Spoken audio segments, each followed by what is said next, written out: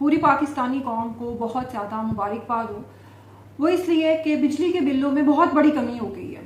जी हाँ, पूरे पाकिस्तान के लिए नहीं, पंजाब के लिए नहीं, पख्तूनख्वा के लिए नहीं, सिंध के लिए नहीं, बलूचिस्तान के लिए नहीं। यकीनन आपके जहन में ये सवाल पैदा होगा कि ये कमी आखिर है किसके लिए। ये कमी है पाकिस्तान के ज़ेरे इंतज़ाम कश्मीर में रहने वाले लोगों के लिए।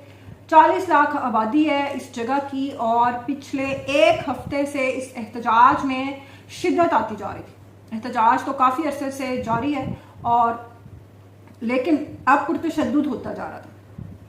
पुरतशद्दुद इसलिए कि पुलिस के एक ASI को मुजाहिरीन की तरफ से स्ट्रेट फायरिंग करके मार भी दिया गया।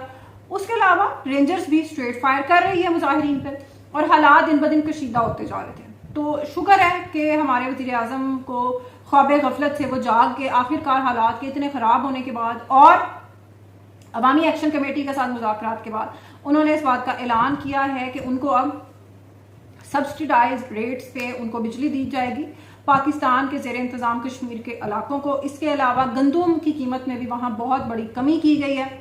मेरा ये सवाल है कि पाकिस्तान के बाकी इलाकों में रहने वाले लोग वो आखिर फिर कहाँ पे जाए।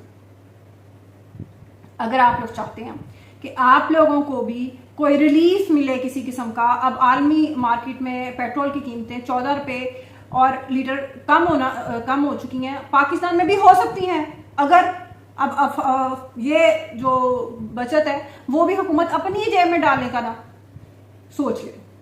तो इसके लिए एहतजाज करना पड़ता है, इकट्ठे खड़ा होना पड़ता है, यकसू होना पड़ता है और जो मफाद परस्त हैं उनको अपनी सफ़ों से निकालना पड़ता है। ये ऐसी तहरीकें किसान, मजदूर, स्टूडेंट्स की इवन ये सब इन ग्रोहों की तहरीकें चला करती थी, लेकिन आज से 40 से 50 साल पहले जब से हमारे मुल्क की किस्मत में ज़ियाउल हक की तारीकियां लिखी गई, उसके बाद से इस मुल्क का मुस्तकबिल मजीद से मजीद तारीकी होता जाता। ज़ियाउल हक, इजाजुल हक की किस्मत तो बना गया, अयूब खान, उमर अयूब खान की किस्मत तो बना गया, लेकिन इस मुल्क का बेड़ा गर्क हो गया। और भुट्टो ने अपनी खानदान की किस्मत क्या बनाई कि उसके 4 में से 3 बच्चे उनको मार दिया गया, 2 को गोलियों से मार दिया गया और 1 को जहर खिला के मार दिया गया। और लोग हमें बताते हैं कि सियासतदान बहुत करप्ट होते हैं।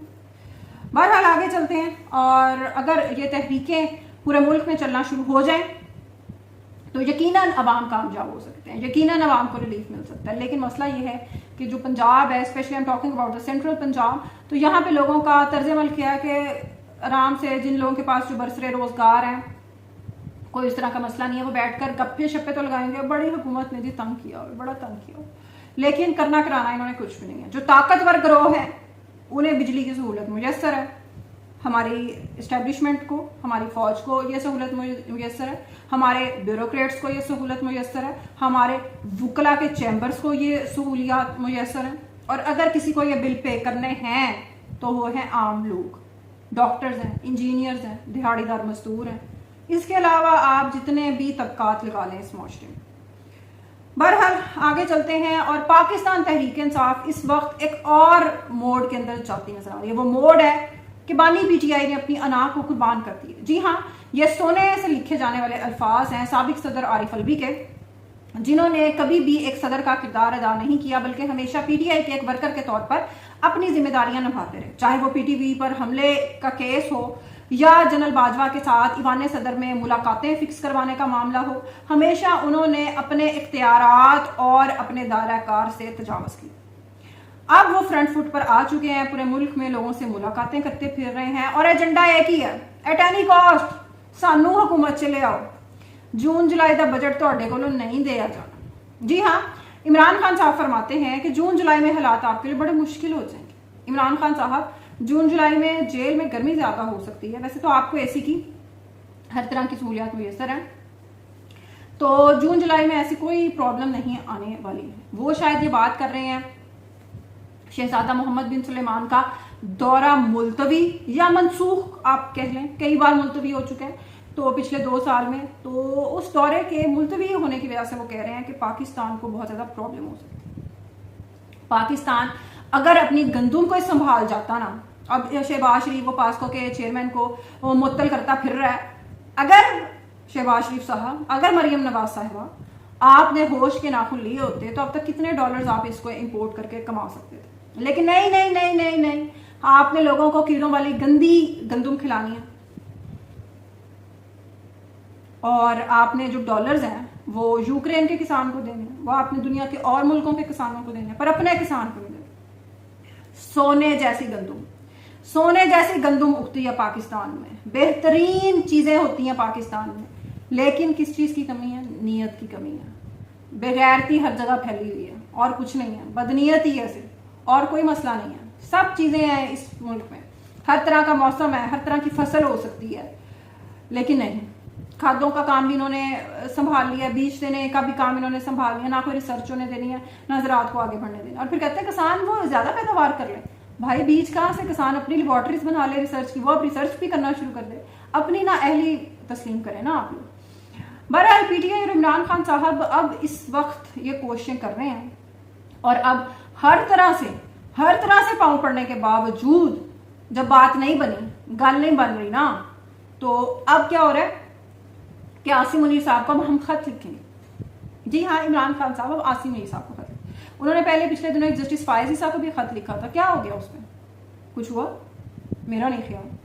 तो अगर जस्टिस फायज ईसा साहब के पास 10% इख्तियारात हैं इस वक्त मुल्क के, तो मेरा ख्याल है कंपैरेटिवली जनरल आसिम मुनीर के पास 100% है। तो आप लिख कर देख लें, हो सकता है जवाब आ जाए इसका। आखिर कोशिश की जा रही है, और ये इसी कोशिश का नतीजा था कि जनरल अहमद शरीफ जो डीजी ISPR हैं, उनको सामने आकर ये बात करनी पड़ी कि अगर आप माफी चाहते हैं, अगर आप हमारे साथ मुज़ाकरात करना चाहते हैं, तो seek apology in the public, सब लोगों के सामने माफी मांगे। ये बात उन्होंने इसीलिए की क्योंकि माफी तलाफी की बैक डोर के जरिए बड़ी कोशिशें हुई थी। तो उन्होंने कहा कि नहीं, ऐसे नहीं, हमारे ऊपर हमले करो तुम लोगों के सामने 9 मई को, और बाद में माफियां पर्दे के पीछे मांगो। ये इमरान खान साहब की बड़ी पुरानी पॉलिसी है, और शेर अफजल मरवत के मामले में भी उन्होंने यही पॉलिसी अपनाई। और क्या किया? ये इमरान खान साहब का बहुत पुराना स्टाइल है, जब किसी शख्स से उन्हें जान छुड़वानी होती है ना, तो एक दूसरे शख्स को ये टास्क दे देते हैं। यो शिबली फराज, जाना जरा मरवत को, शिबली फराज वो ऐसा करो कि ना वो पब्लिक अकाउंट्स कमेटी का चेयरमैन तुम लोग सियासी कमेटी वाले लगाओ। शेर अफजल मरवत जो पार्टी के लिए बेचारा पता नहीं कौन कौन से जान के खतरात से लड़ता रहा, शुगर पेशेंट, हर पूरे मुल्क में जाता रहा इमरान खान साहब की पार्टी और इलेक्शन और इन सब चीजों के लिए। इवन सिंध और कराची में जहां पीटीआई का और कोई शख्स नहीं गया कि जी कुछ होना तो है नहीं, दफा करो, क्या करना, वहां भी गया वो बलोचिस्तान भी गया, वो हर जगह गया। लेकिन जैसे ही मतलब निकल गया तो इमरान खान साहब ने ऐसे दूध में से बाल की तरह, मक्खन में से बाल की तरह निकाल कर फेंक, क्योंकि इमरान खान साहब को उनकी जरूरत नहीं रही। इमरान खान साहब को जानते हैं कि जब उनको जरूरत होगी वो शेर अफजल मरवत को फिर बुला लेंगे, और वो बेचारा सादा दिल शख्स वो फिर आ जाएगा। तो सियासी पार्टियों और सियासी नजरियात और अकीदों के लिए एक दूसरे के साथ ताल्लुकात ना खराब किया करें। मैं अक्सर देख रही होती हूँ आम जिंदगी में लोग, ओ जी और तू पटवारी हो, नहीं जी ऐसे झूठी हो। भाई सबसे पहले एक दूसरे को इंसान मानो, इंसान समझना एक दूसरे को शुरू करो, बाकी चीजें उसके बाद। रिश्ते और ताल्लुकात और एक बेसिक ह्यूमन डिसेंसी जो है, बुनियादी इंसानी अखलाकियात, पहले उन पर अमल पैरा हो जाए।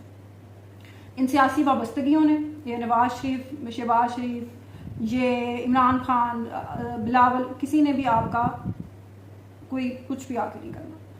अभी पिछले दिनों आप जानते हैं हमने इस पर भी बात की थी, नून लीग के एक वर्कर ने लाहौर में खुदकुशी कर ली थी। इस तरह की बेशुमार मिसालें हैं, बेशुमार मसाले।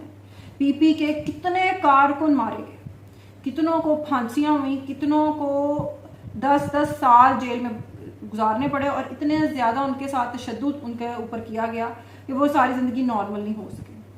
बीबी ने आकर उनको रिहा तो कर दिया, लेकिन जो जो कुछ उनके लिए इर्रिवर्सिबल उनके ऊपर असरात हो चुके थे, कईयों की शादियां नहीं हो सकी, कईयों कुछ मुल्क से चले गए।